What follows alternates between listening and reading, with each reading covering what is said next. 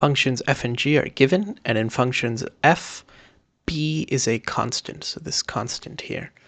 If f of x times g of x equals this expression here, what is the value of b? Okay, so we need to find the value of b using these functions f and g of x, and the fact that f of x times g of x equals this expression here. So the first thing, let's actually multiply out f of x times g of x. So f of x times g of x, that's going to be this function multiplied with this function. So it's going to be x squared plus bx times 9x squared minus 27x. So we'll just multiply these two. So x squared times 9x squared is 9x to the fourth. X squared times negative 27x is negative 27x to the third.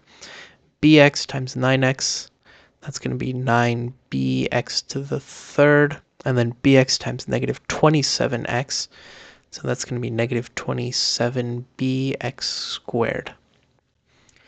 So we have this expression now for the value of f of g of x using the expression b, but we also know that this here is equal to this here.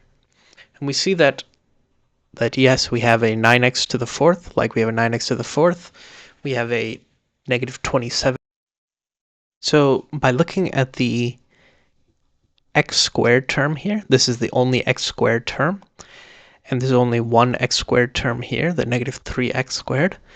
What this means is that since f of g of x has to equal f of g of x, this has to equal this term here. So we need negative 3x squared to equal negative 27bx squared. So we need a value of b such that the x squared term in this expression is equal to the x squared term in this expression, because only for that value of b will both of these expressions be equal to each other. So now we can just solve for the value of b. We can divide both sides by x squared. That'll get rid of the x squareds, so we'll just be left with negative 3 equals negative 27b. And so now we could just solve for the value of b by dividing both sides by negative 27. So we'll be left with negative 3 over negative 27 equals b. So that just means b equals 1/9. 3 over 27 is 1/9, and the negatives cancel out.